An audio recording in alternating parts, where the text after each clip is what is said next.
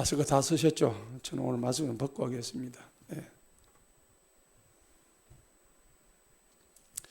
예, 오늘은 위대한 신앙 부흥의 특징들이라는 제목으로 회복과 부흥 두 번째 시간을 여러분들과 같이 나누고자 합니다. 지금 한국 교회 그리고 우리 성도들의 모습을 바라보면 중세 가톨릭 교회하고 참 비슷하다 하는 생각을 가지게 됩니다. 비슷한 점이 상당히 많죠. 오늘날 우리 한국 교회 안에서 사라진 것들이 많이 있습니다. 과거에 비하면. 그게 뭐냐? 눈물이 많이 사라졌어요. 제가 어릴 때만 하더라도 우리 어머니, 아버지들이 교회 나가면 이런 좋은 시설도 아니었어요. 그냥 마룻바닥에 차디찬 마룻바닥인데 거기 엎드리고 그 방석, 일본말로 뭐라 그래요? 자부동이라 그러네? 자부동 하나 깔고요. 거기서 밤새 기도하고 그랬는데 마룻바닥에 눈물이 뚝뚝 떨어지던 그때가 생각이 나요. 눈물이 많이 사라졌어요. 눈물이 사라졌다는 것은 자신을 돌아볼 기회가 많이 없다는 겁니다. 자복하고 회개하고 그리고 내 죄를 슬퍼하는 거예요. 애통해하는 거예요. 이런 것들이 많이 사라졌습니다. 그리고 회개를 한다고 한들 그 회개가 오래가지를 못해요. 그때뿐입니다. 옛날에야 뭐 볼 것도 적었고 놀 것도 많이 없었고 할 일도 별로 없었지만은 지금은 회개해놓고 돌아서면 교회 문 밖을 돌아서면 눈이 횡횡 돌아갑니다. 그렇죠? 네. 세상이 바뀌었어요. 제가 예배 인원이 적고 그 다음에 성경 지식이 우리가 짧다고 드리는 말씀이 아니에요. 말씀은 아마 우리가 어릴 때보다 곳곳에서 지금은 말씀의 홍수 속에 사실은 살고 있습니다. 말씀이 넘쳐나잖아요. 그런데 오히려 그 말씀, SNS 상에서 나오는 그 말씀도 얼마나 많은지 몰라요. 카톡으로도 올라오고 그러지만은 정작 중요한 게 뭐냐니까 말씀만 넘칠 뿐이지 말씀대로 살지 않는다는 거예요. 우리가 말씀대로 살기가 힘들다는 겁니다.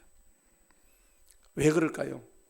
그 말씀의 권능과 그 말씀의 효력과 이런 것들에 대한 진정한 깨달음이 없기 때문입니다.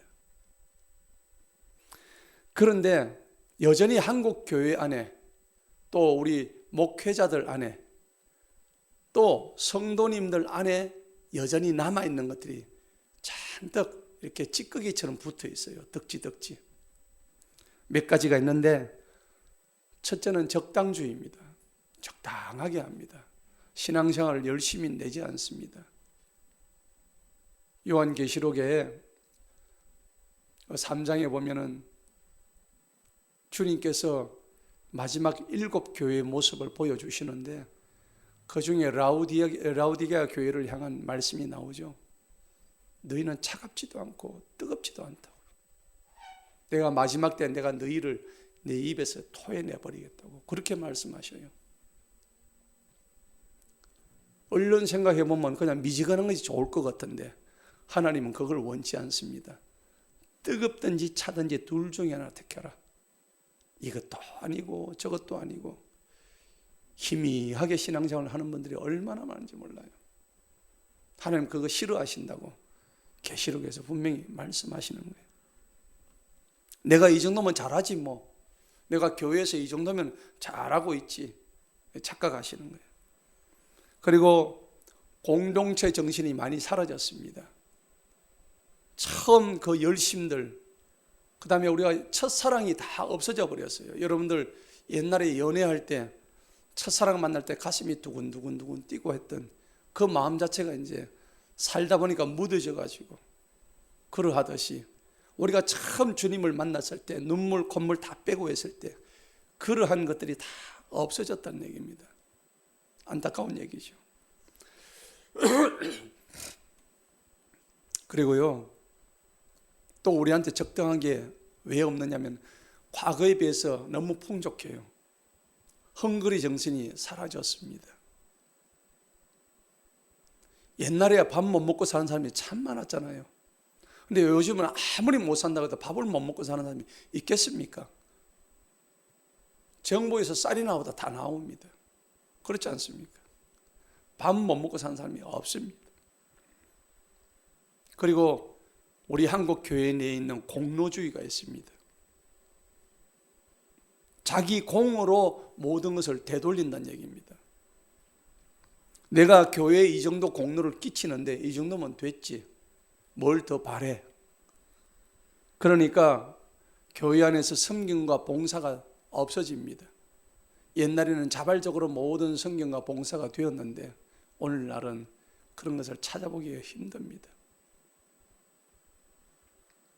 주님은 행위대로 갚아주신다고 했고 그랬는데 구원에 대한 관도 많이 바뀝니다. 자기 공로로 뭔가 구원을 얻는다고 생각하는데 성경은 절대 그런 말씀을 하신 적이 없어요. 우리의 믿음은 오직 믿음으로 구원받습니다. 그리고 한국 교회 안에 있는 세 번째 문제가 혼합주의입니다. 무엇을 혼합할까요? 우리는 하나님의 말씀을 붙들고 가는 사람인데 세상의 영들, 세상의 것들과 하나님의 말씀을 섞어버린 겁니다. 이것도 아니고 저것도 아니고 완전히 잡탕이 돼버린 거예요. 신학교에서는 세상의 온갖 학문들을 받아들여가지고 신학생들 그렇게 가르치니까 목회자들이 동성애를 찬양하는 거예요. 전도사들이 차별금지법을 좋다고 얘기하는 거예요. 기가 막힌 노릇입니다. 그리고 이미 이 세상은 영적으로 다 타락해버린 세상이고 음란이 우리 영적 음란 그리고 육적 음란이 이 땅을 다 덮어버렸습니다. 안타까운 일들입니다. 그리고 하나님의 말씀으로부터 나오는 책망과 징계를 받아들이지 않습니다. 안타까운 일들이죠. 그리고 어떤 자들은 말씀을 경강부회라고 그러죠. 자기 좋은 대로 갖다 끌어붙이는 거예요. 수많은 이단들이 이 강단에서 나오고 있는 겁니다. 특히 전 세계적으로 이 기독교를 폄훼하고 없애기 위해서 WCC와 같은 저런 혼합주의가 오늘날 교회 내에 침투해 들어와 있습니다. 안타까운 일들입니다. 우리가 영적으로 분별력을 가지지 못한다면 이 WCC와 같은 교회를 지배하는 단체들이 거짓 종교의 영을 가진 저 무리들이 오늘날 교회를 곧 점령하고 말 것입니다. 안타까운 일이에요. 이미 복음은 변질돼 버리고 말았습니다. 그리고 한국 교회는 있는 또 중요한 게 있는데 외형주의입니다. 껍데기입니다.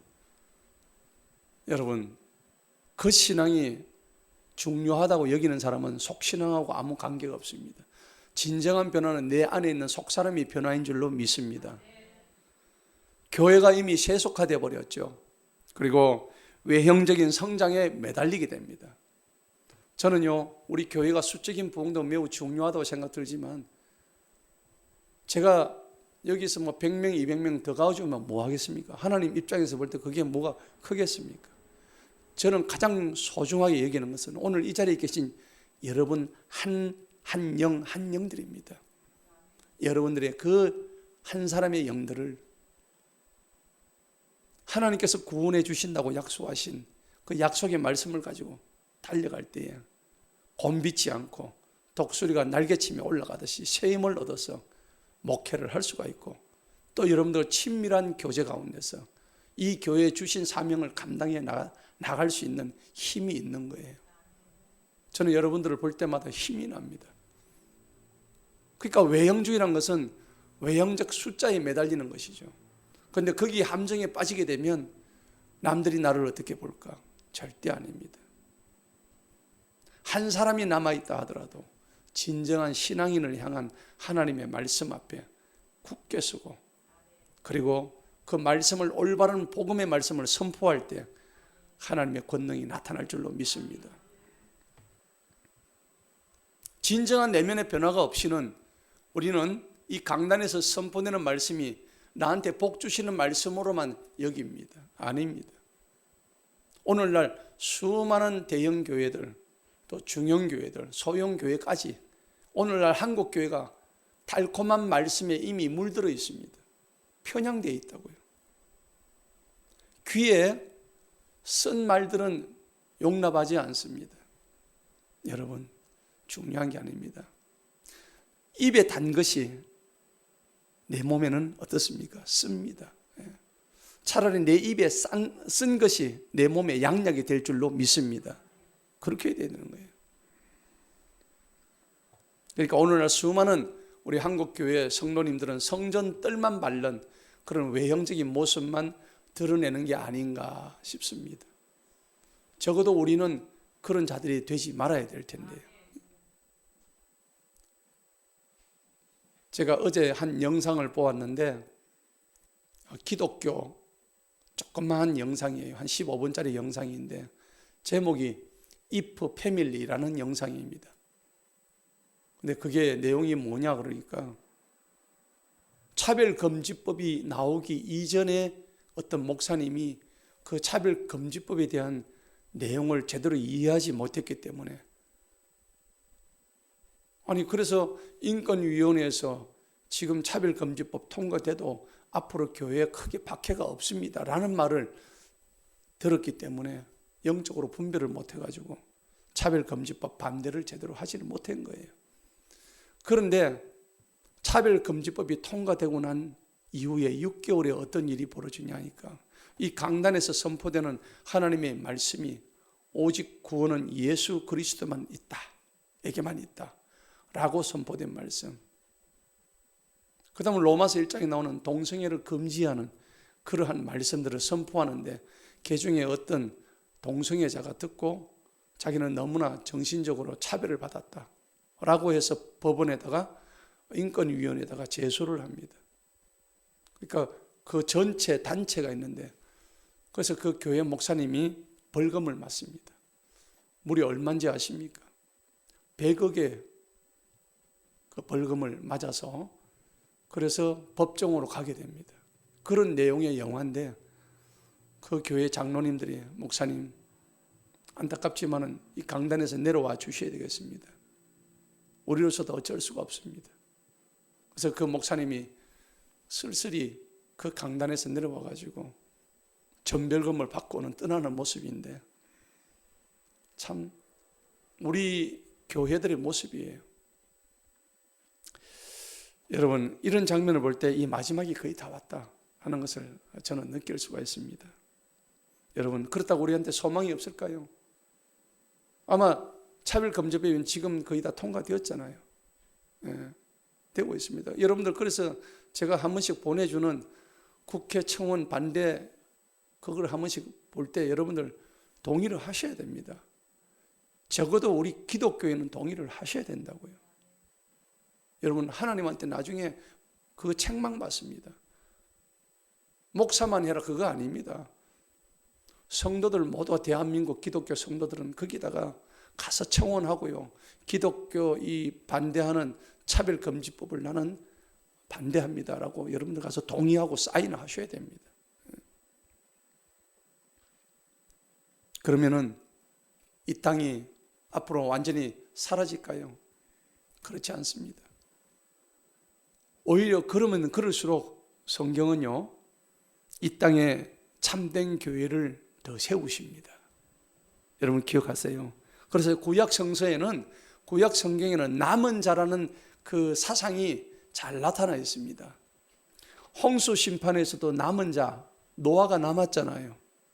엘리야 시대 때는 바알에게 무릎 꿇지 않았던 7,000명을 남겨두셨습니다.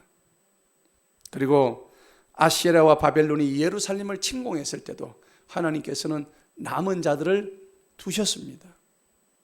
오늘 우리 모두가 그 남은 자가 될 줄로 믿습니다. 오늘 우리 본문에 보니까 느헤미야와 에스라가 바로 그러한 사람들 중에 한 사람이었다는 겁니다. 느헤미야와 에스라는 바벨론 포로 생활 70년 동안에 자기 백성들이 예루살렘에 돌아왔을 때에 그 무너진 예루살렘 성벽을 중건을 했습니다. 그리고 그것만 한 것이 아니라 오늘 이 말씀처럼 하나님의 말씀을 들고 그 백성들이 주님 앞에 달려나갔다는 사실입니다. 에스라가 광장에서 율법책을 낭독했을 때에 모든 사람들이 울며 불며 회개하는 영적 회복 운동이 그곳에서 일어났습니다. 지금 우리 한국 교회와 그리고 우리 자신에게 가장 필요한 것이 바로 이 영적 회복 운동입니다. 그러면 여러분들, 영적 회복과 영적 부흥은 어떻게 일어날까요? 오늘 이 말씀이, 우리가 읽었던 본문의 말씀이 그 정답을 얘기해 주고 있습니다. 1절을 한번 보시겠습니다. 1절을 보시게 되면 자막을 띄워주세요. 느헤미야 8장 1절인가 모든 백성이 수문 앞에 있는 자리로 한 사람같이 모였더라. 정답은 여기 있는 거예요. 어떤 사람이에요? 모든 사람이에요. 모든 사람. 할렐루야. 여러분, 우리 교회가 부흥하고 시대가 부흥하려면 마음을 같이 해야 되는 거예요. 니는 하고 나는 안 하고 이게 아닙니다. 오늘 이 에스라가 성경 강독을 하는데 모든 사람이 어떤 마음으로 모였어요? 한 사람같이 모였다고 합니다. 한 사람같이, 두 사람도 아니고요. 한 사람같이 모였다는 거예요.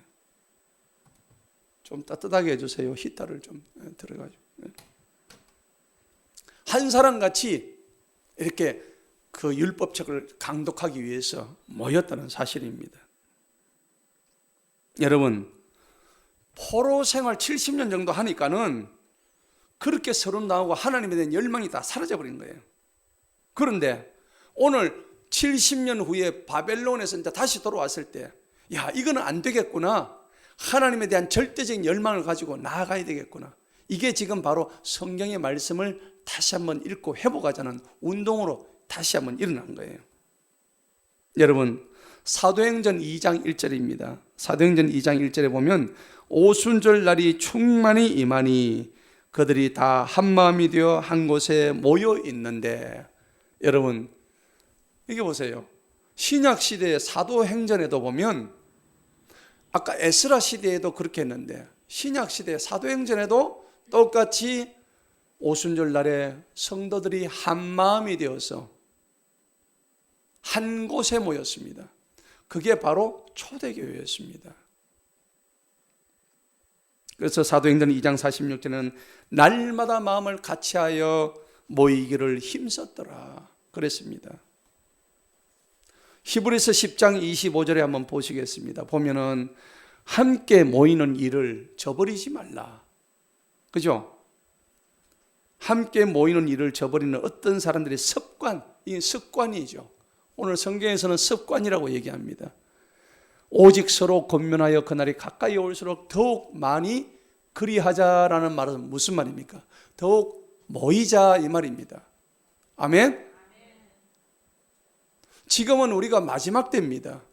마지막 때는 그래서 여러분들 모래알 하나 가지고는 안 돼요. 야곱이 자녀들 12명을 불렀습니다. 야곱이 12지파 자기 아들을 다 불러가지고 너희들은 똘똘 뭉쳐라 그랬는데 실제로는 똘똘 뭉치지를 못했어요. 나무 막대기를 주면서 하나를 분질러 보아라. 잘 분질러졌어요. 2개를 분질러 보아라. 또 분질러졌죠. 3개까지 잘 분질렀는데 4개 정도 되니까는 이 분질하기 힘든 거예요. 그래서 거기서 야곱이 교훈을 주었습니다. 너희들은 똘똘 뭉쳐라. 혼자 가지고는 힘이 없다. 그래서 여러분들 건축할 때 그 콘크리트가 뭐로 다 범벅이 되어 있습니까? 모래와 자갈입니다. 모래와 자갈은 자기 스스로는 모일 수 있는 힘이 없어요. 반드시 세멘이 들어가야 됩니다. 세멘트가. 오늘 저와 여러분들은 모래알이지만은 하나님의 말씀에 세멘트가 들어가야 될 줄로 믿습니다. 그런데 사단은요, 무리에서 나누어 버리는 그런 짓들을 하는 게 사단이에요. 자꾸 분열시킵니다. 나누어 버립니다. 그렇게 하지 마시기 바랍니다.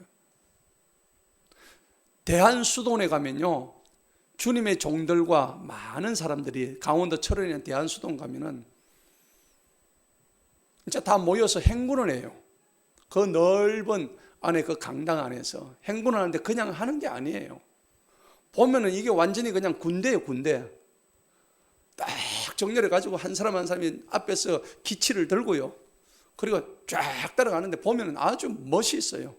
장관이에요.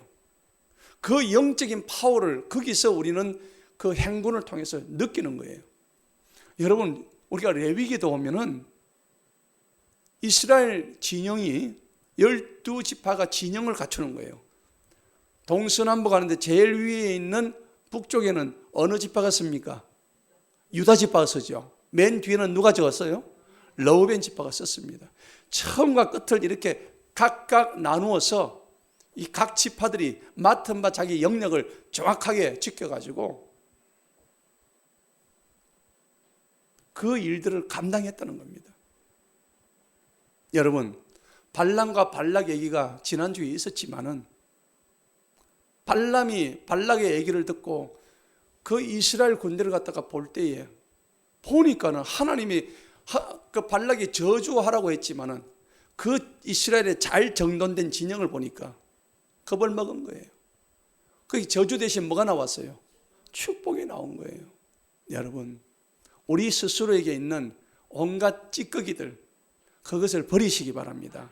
내 속에 있는 것을, 그 저주를 축복으로 바꾸시기 바랍니다. 지금은요, 각자 혼자서 신앙생활 하기가 힘든 시대예요. 왜 그럴까요? 우리를 방해하는 요소들이 그냥 우리 주변에 질비해요. 교회 예배 마치고 나가면요, 눈에 띄는 것들이 한두 가지가 아닙니다. 놀 것 많죠? 할 것 많죠? 그리고 볼 게 너무 많습니다. 그런데 거기 다 휩쓸려 버리면은 하나님 말씀 볼 시간이 없는 거예요. 온갖 핑계 다 대면서 그 마귀가 방해하는 요소들 때문에 하나님을 가까이 할 수가 없다는 겁니다. 그리고 여러분, 집에 가만히 있으면은 신앙생활 지키기가 힘든 시대입니다. 이 시대가. 자신의 신앙이 회복되지 않으면요, 내가 먼저 바로 서지 않으면은 여러분들 가정이 서지 않습니다. 여러분들 직장과 일터가 중흥되지 않아요.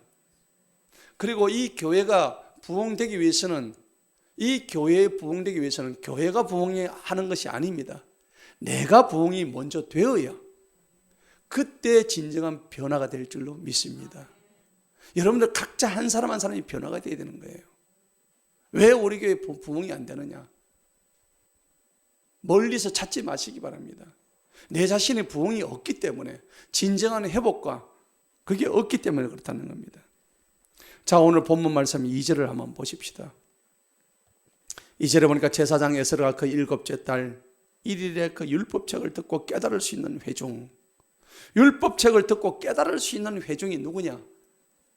바로 여러분들입니다. 하나님의 말씀을 받을 때에 아멘으로 화답하면서 그 말씀대로 행하고자 하는 주님의 성도들입니다. 그래서 그들이 남자들과 여자들 모든 자들 앞으로 가져가서 3절에 보니까 듣고 깨달을 수 있는 사람들 앞에 낭독하니 온 백성의 귀가 그 율법책에 뭘 기울여요? 귀를 기울입니다. 하나님의 선포되는 말씀에 귀를 기울였습니다. 오늘 본문 말씀이 굉장히 중요합니다. 강단에서 선포되는 하나님의 말씀에 귀를 기울이지 않으면 하나님의 영이 임할 수가 없습니다. 여러분, 하나님의 말씀은요, 어떤 사람에게 들어가느냐 하면 그 말씀을 알아듣는 사람에게만 그 귀에 말씀이 들어갑니다. 영적으로 무지한 사람들, 특별히 완고한 사람들, 그리고 교만한 사람들에게는 하나님의 말씀이 들어갈 수가 없습니다. 사무엘상 15장 23절에 여러분들, 완고한 것은 사신 우상에게 절하는 것과 똑같다고 성경은 말씀하십니다. 여러분, 교만하고 완고한 사람에게는 그 마음이 옥토밭이 될 수가 없는 거예요. 우리가 마태복음에 보면 씨 뿌리는 비유가 나오는데, 씨를 옥토밭에 뿌려야 그것이 잘 자라서 열매를 주렁주렁 맺을 수 있는 거예요. 그런데 그 씨가 뭐에 대한 비유입니까? 하나님의 말씀이잖아요. 여러분, 하나님의 말씀이 내 속에서 주렁주렁 열매를 맺으려면 내 마음이 보들보들해야 됩니다. 그렇죠? 옥토밭이 되어야 씨가 자라지요. 근데 내 마음이 메마르고 황폐하고 가시밭 같고 돌짝밭 같으면은 아무리 말씀을 들어도 그때뿐이란 얘기예요. 여러분, 여러분들의 마음을 부드럽게 해달라고 주님한테 기도하시기 바랍니다. 4절에 보시기 바랍니다. 보니까는 서기관 에스라가요, 거기 오니까 여러 사람들이 나오죠. 오른편에는 누가 나오고 왼편에는 누가 나온다 계속 나오죠. 사람들 이름이, 우리가 모르는 사람들 이름이 쭉 나오는데, 여러분, 이 제사장 에스라 옆에는 오른편에는 쫙 있고 왼편도 사람들이 쫙 있었어요. 이 사람들이 뭘 했을까요? 하나님의 말씀을 가르쳤던 사람들입니다. 여러분, 영적인 지도자 옆에는 이렇게 하나님의 말씀을 가르치고 도와줄 수 있는 교사들이 있어야 되는 거예요. 저는 우리 교회에 성경 말씀 교사가 있었으면 좋겠습니다. 여러분들이 언제까지 말씀을 듣기만 하고 먹기만 해서는 안 되는 거예요. 여러분들 그 말씀을 먹은 뒤에 그 말씀을 같이 나눌 수 있는 대상이 필요한 거예요. 2021년 한 해에는 그런 자들이 되시기를 축원합니다. 그래서 말씀과 교리에 전념하는 목사, 교사, 복음 전환자, 그다음 봉사자들, 이런 것들이 다 교회에 다 필요한 거예요. 계시록에 보면 주님 보좌 앞에 24장로, 24장로들이 도유를 쫙 했는데 오른편에 12명, 왼편에 12명, 12지파들이 쫙 있는 거예요. 여러분, 그거 보게 되면 하나님은 우리로 하여금 혼자서는 안 되고 이렇게 함께 합력해서 선을 이루시기를 바라시는 거예요. 5절에 보십시다. 5절에 보니까 에스라가 모든 백성들 목전에서 책을 폈습니다. 목전에 책을 펴니까는 이는 그가 모든 백성들 위에 섰기 때문에 그가 그 책을 펴자 온 백성이 일어서니라. 하나님의 말씀을 책을 딱 펴니까요, 온 백성이 쫙 일어나는 거예요. 어떤 교회 가면요, 목사님이 성경 봉독할 때 전 성도들이 일어나더라고요. 제가 여러분들 좀 일어나게 하려다가 엉덩이가 좀 무거웠어. 근데 오늘 여기 에스라가 성경을 봉독하는데 모든 성도들이 일어섰다고 한 거예요.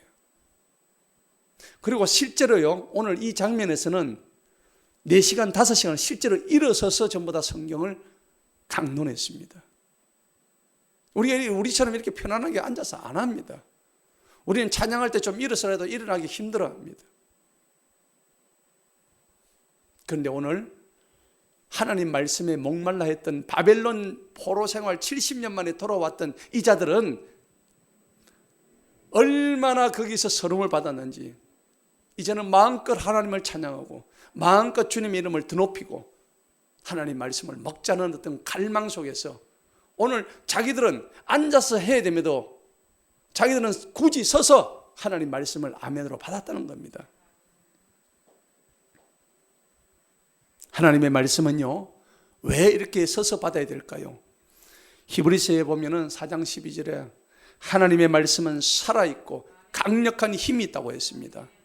어떤 양날산 금보담도 예리하다고 하셨습니다. 우리의 혼과 영과 관절과 골수를 찔러 쪼갠다고 하셨습니다. 할렐루야. 이 말씀이 우리 속에 들어올 때 우리의 전인적인 삶이 변화가 되는 거예요. 6절 보시기 바랍니다. 에스라가 위대하신 하나님이신 주님을 찬송했더라. 얼마나 기쁜 일입니까? 우리 하나님은 위대하십니다. 모든 백성이 자기들의 뭐를 들고요? 오늘 본문 말씀 보니까 손을 들었더라. 손을. 여러분, 찬송할 때 손 드시기 바랍니다. 하나님을 높이 찬양하시기 바랍니다. 그리고 오늘 거기 보니까는 자기들의 손을 들고 뭐 했습니까? 아멘, 아멘 하고 응답했습니다. 여러분, 아멘의 뜻이 뭡니까? 선포된 하나님의 말씀이 그대로 이루어질 것을 내가 믿나이다. 아멘.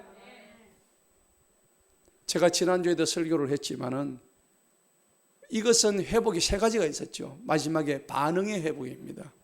하나님 말씀이 선포될 때 반응이 없으면은 회복이 될 수가 없습니다. 그런데 오늘 이 느헤미야 8장에서 에스라 이 학사관이 하나님 말씀을 선포할 때 모든 백성들이 아멘, 아멘 하겠다는 겁니다. 여러분, 설교할 때 목사 보고 아멘 하지 마세요. 이는 아무리 하라 해봐라 나는 안 한다. 그러지 마세요. 입이 무거워서 나는 말수가 적기 때문에 아멘 안 한다. 그런 게 아닙니다. 목사의 이 설교 말씀은 목사가 하는 것이 아니라 하나님의 말씀을 대언하는 대언자입니다. 여러분들이 아멘 하면 할수록 여러분의 삶이 더욱더 풍성해지고 기름지고 또 여러분들 스스로가 날마다 신앙의 좋은 진보를 가져올 수 있는 거예요. 그래서요, 잘 되는 교회, 부흥하는 집 가보면은 특별히 하나님 말씀에 늘 아멘 아멘 하더라 하는 겁니다.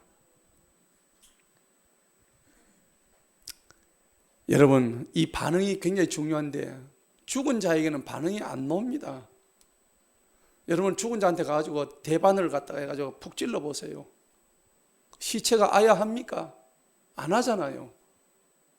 우리 몸이 살아있으니까 바늘에 찔리면 아야 뭐냐 그렇게 하죠. 여러분들 지금 살아 계시잖아요. 바늘로 찔리면 아야 해야 됩니다. 하나님 말씀이 들어가면 여러분들의 영을 움직이고 여러분들의 혼을 완전히 격동시켜서 하나님 말씀에 반응하면서 아멘을 해야 되는 거예요.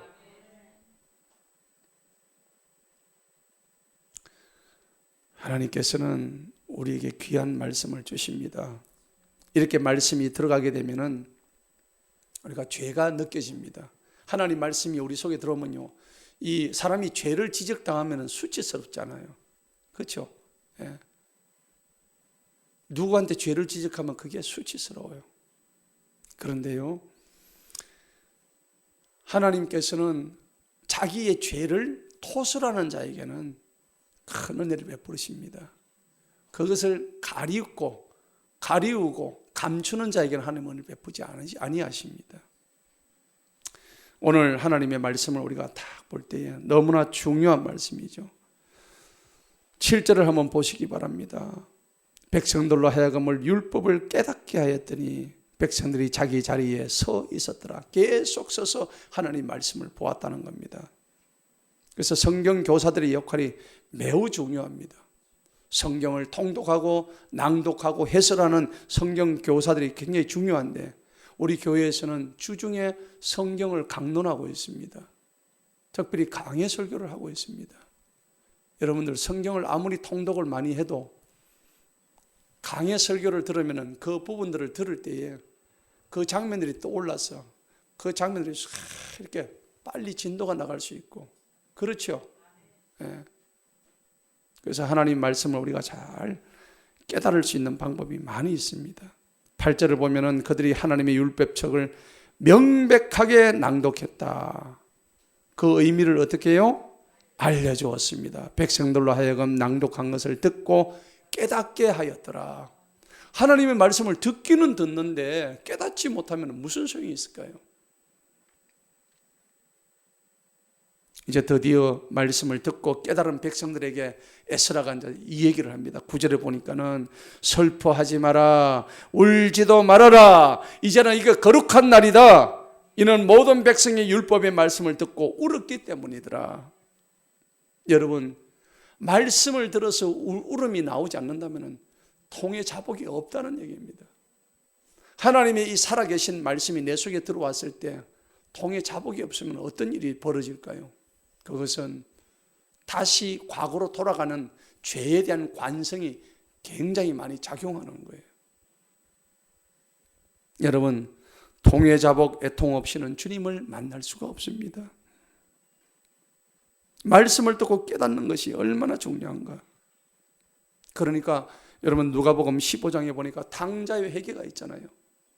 탕자는요, 자기가 모든 걸 다 써버리고 자기 아버지한테로 가려고 그러니까 너무 민망해서 내 아들로 안 받아줘도 됩니다. 그냥 그 머슴살이라도 저는 좋으니까 아버지 날 좀 받아주세요. 눈물로 그렇게 자기 아버지 집을 쫓아갑니다. 그 작은 아들이요. 여러분, 그 탕자가 됐던 그 마음, 탕자의 회개가 바로 우리의 회개가 되어야 됩니다. 그래서 우리는 슬퍼하지 말아야 됩니다. 왜? 이제는 슬퍼하는 데서 끝나는 것이 아니라 하나님의 말씀을 들었을 때 슬퍼함으로 끝나는 게 아니라 이제는 거기서 한 단계 더 나아가야 됩니다. 뭐라고 했습니까? 10절 보세요. 10절에 보니까는 오늘이 우리 주님께 거룩한 날이니 너희는 슬퍼하지 말라. 이는 주님을 기뻐하는 것이 너희의 힘이기 때문이라. 할렐루야. 여호와로 인하여 기뻐하는 것이 너희의 힘이라고 했다고요. 할렐루야. 우리의 기쁨의 원천은 뭐냐? 돈이 많아서 기쁜 게 아닙니다. 내가 뭐가 다른 게 좋아서 기쁜 게 아닙니다. 나의 기쁨의 원천은 여호와로 인해서 기뻐하는 것이, 그것이 원천적인 힘이 되어야 됩니다. 주님을 기뻐하는 데서 우리 힘이 나온다는 것을 기억하시기 바랍니다. 자, 그러니까 슬픔이 기쁨으로 나아가는 거죠. 그리고 연단 받았을 때 그 연단이 그걸로 끝나는 게 아니고 풍성한 열매 맺는 거로 나아갈 수 있다는 것입니다. 오늘 여러분들이 받는 하나님의 말씀으로 인해서 받는 그 연단은 언젠가 풍성한 열매로 맺어질 줄로 믿습니다. 12절을 보세요. 모든 백성이 가서 먹고 마시고 음식을 나눠 보내고 크게 즐거워했더라. 여러분, 하나님의 말씀이 우리한테 임하면요, 같이 서로 교제합니다. 지금은 코로나 때문에 서로 음식을 못 나누고 있지만은 여러분 마음적으로도 함께 나누시기 바랍니다. 그 사람을 위해서 기도해 주시고요. 길선조 장로가 한 사람이 회개하니까 그 교회 제일 대빵이었잖아요. 길선조 장로가 제일 모든 사람이 보는 대빵이었잖아요. 그런데 그 장로님이 한 사람이 회개하니까 평양대부흥 1907년 대한민국 역사상, 아니 우리 조선의 역사상 잊을 수 없는 평양대부흥이 시작된 거예요. 길선조 장로가 어느 날 한 2,300명이 모였던 그 부흥회에서 아무리 해도 성령이 임하지 않는데 하나님께서 회개하는 마음을 주셔서 나는 아간의 죄를 범한 사람과 똑같습니다. 아간과 같은 사람이에요. 하나님의 성물을 내가 탐한 것과 똑같다고. 그렇게 자기 죄를 토설하고 나니까는 성령이 갑자기 임하면서 평양에 완전 대부흥이 일어났던 것입니다. 그리고 울음이 터졌고요. 나중에는 그 슬픔이 기쁨으로 변했습니다. 왜 그럴까요? 12절 보세요. 이는 그들이 자기들에게 밝히 드러난 그 말씀들을 뭐 했다고요? 깨달았기 때문이었더라. 하나님의 말씀이 깨달아지니까는 내 안에 있는 모든 죄가 드러나는 거예요. 그 죄로 인해서 내가 슬퍼했지만은 그 슬픔이 이제는 기쁨으로 변했다는 사실입니다. 오늘 하나님께서 주신 이 말씀이 보니까 9절 보십니다. 9장에 보니까 1절에 이랬습니다. 이제 이달 24일에, 자 8장에 보니까는 이달 정월 초하루인데 24일까지 가니까 무려 24일이 지난 거예요. 그때까지 하나님 말씀을 강론했던 거예요. 이스라엘 자손이 다 모여서 뭐 했습니까? 금식했습니다. 여러분, 신년 우리가 일주일 동안 할 동안에, 작정기도 할 동안에 한 끼라도 한번 금식해보는 다짐을 해보십시오. 이번 기회에 다이어트도 좀 해보시고요. 예. 그런데 확실히 금식하면 하나님이 은혜를 주셔요. 예. 사람이 배가 부르면요, 온갖 잡생각이 많이 듭니다. 그런데 내가 배를 이렇게 줄이게 되면 내 눈빛이 총명해지고 하나님께 초점을 맞출 수가 있는 거예요. 성령의 은혜가 들어오는 거예요. 여러분 성령 받으시기 바랍니다. 찬송가 182장인데 한 곡 부르십시다. 빈들의 마른 불같이 같이 한번 불러보겠습니다.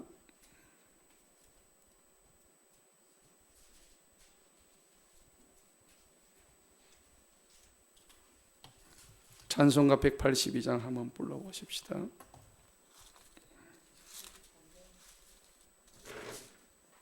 (183장입니다) 빈들의 마른 불같이 시들은 나의 영혼, 주님이 약속한 성령 간절히 기다리네.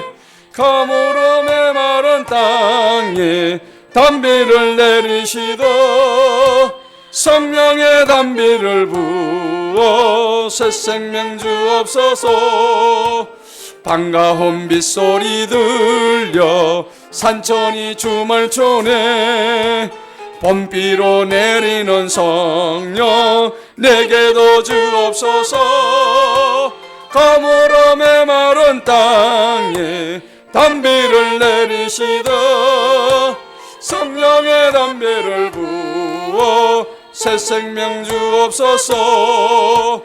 절 따라 우로를 내려 초목이 무성함에 갈급한 내 심령 위에 성령을 부으소서. 가물어 메마른 땅에 담배를 내리시다 성령의 담배를 부어 새 생명 주옵소서.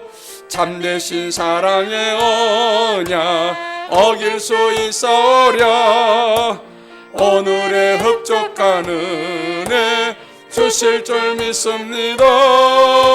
가물어 메마른 땅에 담배를 내리시다 성령의 담배를 부어 새 생명 주옵소서. 아멘.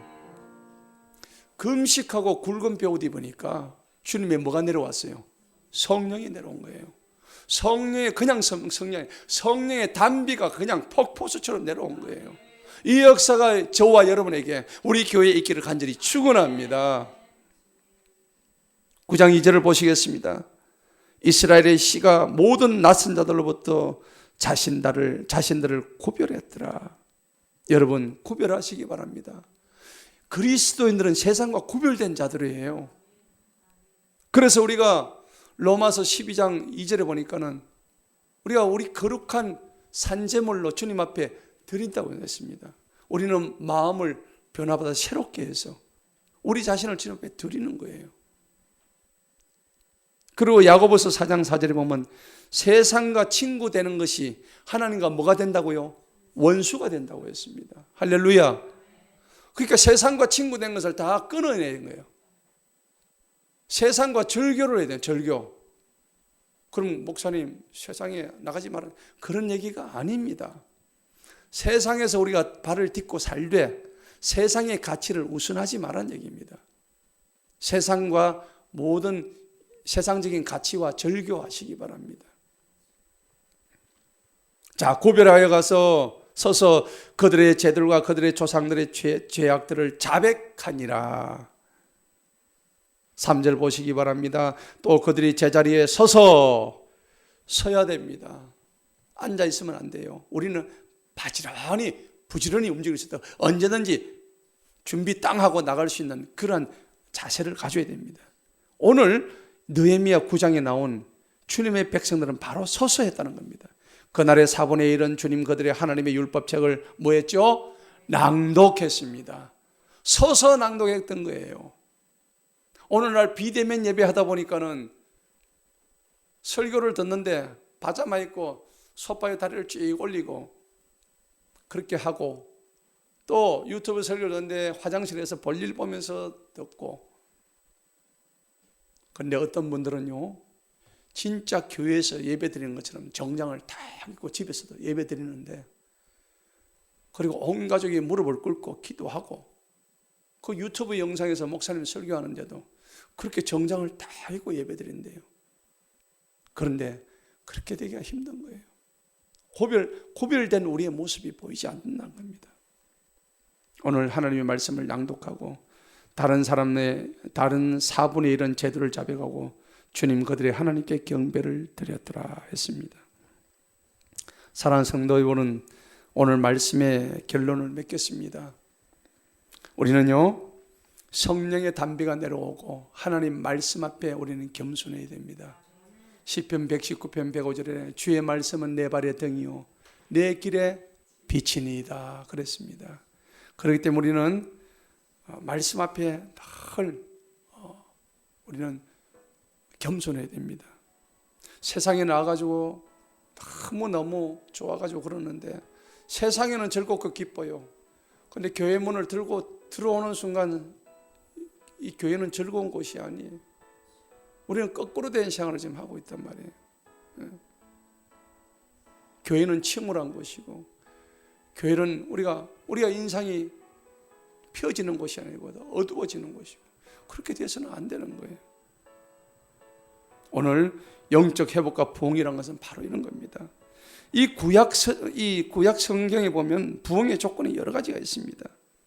신앙 부흥이 일어나기 전에 언제나 영적 쇠퇴와 절망 상태가 있었고, 그리고 신앙은요 한 사람의 회개로부터 시작됐다는 겁니다. 오늘 에스라가 나서서 하나님의 말씀을 낭독하기 시작했을 때 저들 모두가 일어서서 하나님의 말씀에 아멘 아멘 화답하면서 저들의 삶의 변화가 이어졌다는 것입니다.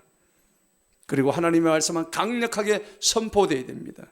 그럴 때 참된 예배가 회복이 되고 부흥이 될 줄로 믿습니다. 오늘 죄와 죄를 유발하는 모든 원인으로부터 우리를 분리시키려고 하는 강한 욕망이 그들 속에 있었던 거예요. 그리고 중요한 피 흘림의 제사, 구약에서 늘 얘기하는 그 피 흘림의 제사가 우리에게 왔다는 겁니다. 그럴 때에 우리에게 무한한 기쁨과 즐거움이 우리를 사로잡을 때에 하나님이 주시는 진정한 풍성한 번영과 그리고 진정한 성령의 충만함을 받을 수가 있습니다.